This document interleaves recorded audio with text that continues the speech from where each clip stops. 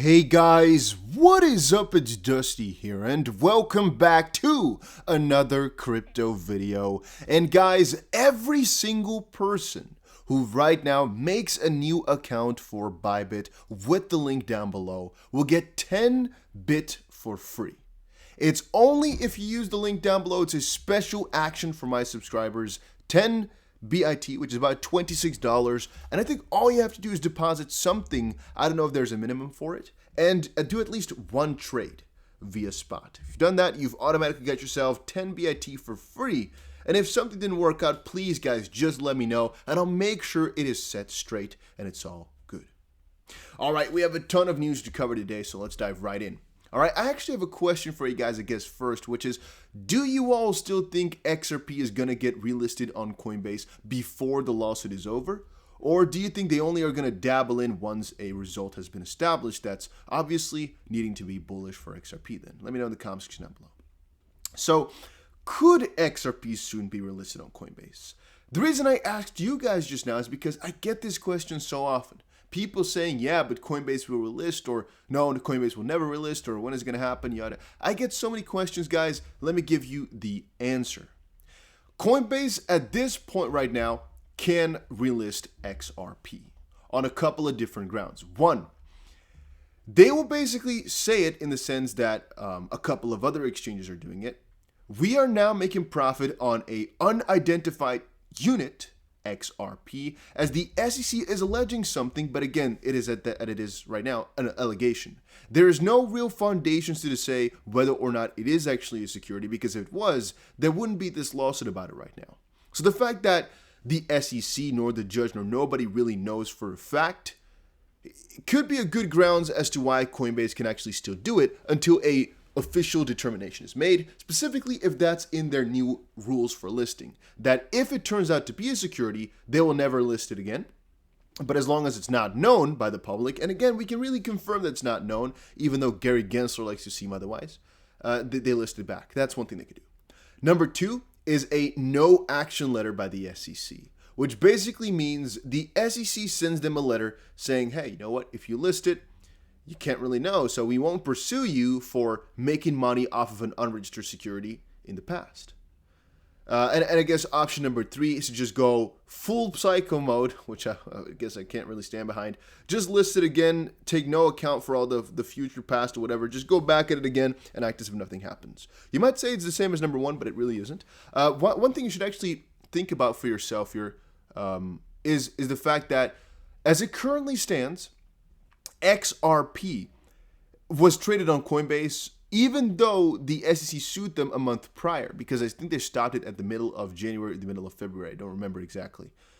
So as it currently stands, well, they made profit on XRP, aka an unregistered security, for at least 1 or 1.5 months or so until they basically took it off. There can still be a lawsuit about that, and even though Coinbase might win, it's going to most likely be on quite the same grounds that they could if they started listing it again, that it's just not certain. Now, you might say, oh, but they can then use the argument of we are trying to get it off as soon as it was kind of confirmed. Well, some people will definitely argue that Coinbase should have taken it off months before or years before, or never should have listed it in the first place, but that again is all such key and pivotal information for the future of crypto. Because if it turns out that Coinbase is going to get sued and actually loses for selling or trading XRP, exchanges are going to have to become so much more careful with what coins they put on. Because from that point forward, it could basically be so that every single cryptocurrency that's a little bit bad, if it turns out that they were bad in the past, you're screwed. And that could basically mean every single exchange that has ever traded XRP might be screwed. And same thing could go for Ethereum if it ever turns out to be a security in the future as well, right? Because then it would basically be with warping back power. I'm not sure, but I do as well wonder what the consequences for exchanges are going to be. And right now the fundamentals are being set, but there's no rules, no nothing just quite yet. So I would say Coinbase should just put a foot forward and say, hey, as it currently stands, you're just alleging something. We don't have any facts. We don't have any info. Make it clearer for us to have a guideline or book as to what makes something, specifically a cryptocurrency, a security. And then we can work with you as we want to work with regulators. But the problem is they've done their IPO. They're public now. They can't risk it because that would hurt their stock price. But that would be the best. So they can, but they won't, most likely, until there's a no action letter or the case is resolved, as it's just too much of a risk for them. That's what they find. And they don't want to fight the SEC. They're just jabbing a little bit, and they're helping it get some mainstream attention, the whole case. But they're not really putting a foot forward. Not yet, at least. XRP gets wrapped by TokenSoft for Ethereum DeFi debut. TokenSoft Wrapped is now taking a multi-custodial approach, having partnered with Hex Trust on WXRP. So we talked about the WETH a couple of times before. You even have Wrapped Bitcoin.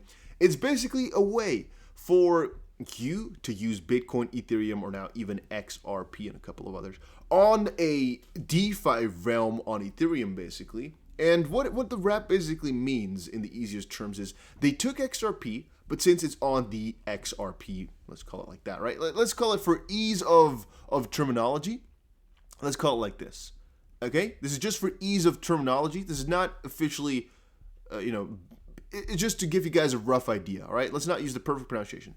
You have basically the XRP, quote-unquote, blockchain. You have the Ethereum, quote-unquote, blockchain. Things normally with XRP, right, run on the XRP ledger, but let's just call it for ease. You have Ethereum, which is separate. You can't all of a sudden have the transactions which you're doing on XRP to also be shown on Ethereum from some strange way. Well, or you can't even have the price perfectly in there, right? So how you get quote-unquote XRP on Ethereum is through something that in this case wraps it. We've talked about oracles on the channel before. We've talked about all these sorts of things before. But now there's a debut for Wrapped XRP, which is very nice. It's just another step in the right direction. All right, this is actually, I thought this would be a little bit more interesting. Ripple on why Europe's fintech regulatory approach is world leading. At first, it was really hyped. I was hyped up reading through this, really excited. I wanted to get a full, maybe even a full video dedicated on this. But when I read through it, all they say is, wow, Europe is really spearheading the regulation. They're doing a really good job. They're just helping the growth out, and they're putting their best foot forward.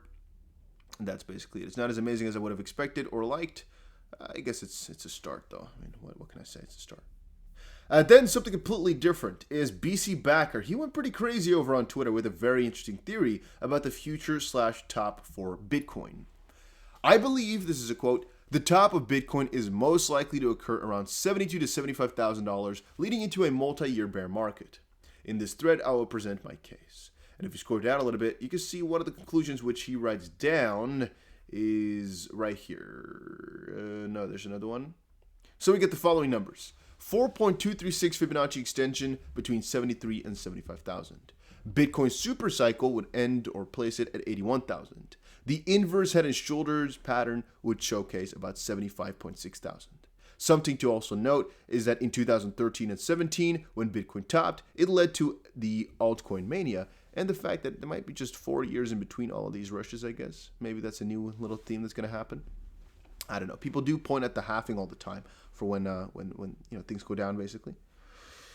Interesting to kind of think about this. Interesting to think about it. Coinbase climbs to number 1 on the Apple's US App Store ahead of TikTok. Yeah, right now people are going massively into crypto. And remember, guys, crypto is still massively growing every single day. And even though you might not see the YouTube channels do so splendidly amazing, some are, it's because things are right now kind of building themselves. It's just the fundamentals and the foundation that's being sort of built up. It just takes a little bit of time, though, guys. Really, really soon here, really soon, Bitcoin and crypto in general is going to be such a household name. It's right now in the last kind of build-up phase where people are downloading the app, getting into it. It's the last phase of it all, though, guys. The last of the phases. It's going to be so freaking amazing, and I'm excited for it. After banning cryptocurrencies, China set to release a blockchain national standard in 2022. And again, this is the fun part about, what can I call it? About China. Of them basically switching their minds every so often, but more importantly, their rules and their thoughts really not having any relevance to the real world. Whatever they think or say, guys, it does not matter. It shouldn't make a difference, and you don't have to hold it too dearly or anything like that. You don't. Right? People put way too much pressure on themselves to follow up with what China does, when in reality, it makes no difference. If they ban something, if they adapt something, I guess, if they ban something, a lot of people cannot use it anymore. If they adapt something, a lot of people will be using it. It's all cool in theory. It's all important. Right? No, it's all relative. It's all relative. China has such strange policies that whenever they do something, there's grave consequences to it, whether or not it be bullish or bearish, in the sense that you should not really hold too much account, or yeah, how can I say it in the best way? You guys hopefully get what I'm trying to say. Whatever they're doing over there, fine.